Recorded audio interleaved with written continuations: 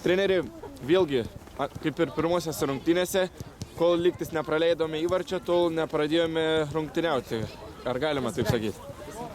Viskas buvo gerai. Nepasakyčiau, dėl to, kad ta baltarusų komanda yra surinkta, kartu treniruojas po 2 kartus į dieną.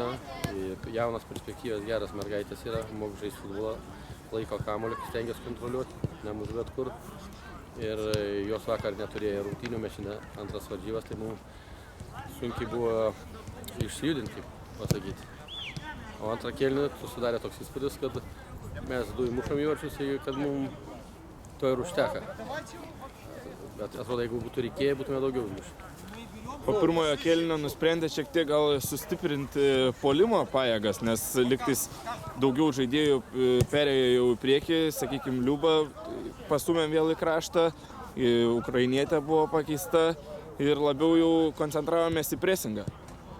Nu taip, nes jaunas, šviežias, kai kurios mergaitės, kurios mažiau žaidė, išleido, kad daugiau žaistų.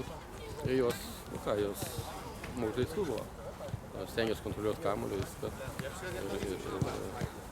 Galėjom dar įmušti, kuriem produktų. O naujokės žaidimu gal likot nusivylęs, kad po pirmo kėlinio pakeitėt, ar tiesiog taktiką? Pakeičiau dėl to, kad noriu išskirstyti tą laiką vienodai.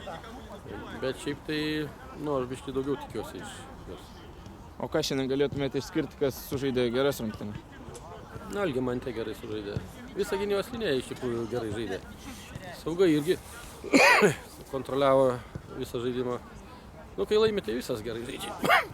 Varžovės buvo nubaustos raudona kortelė, bet per likusį laiką nebepavyko pasinaudoti dar pelnyti. Rungtynių pabaiga buvo, tai ten buvo likę 10 minučių, tai nelabai turėjo reikšmės.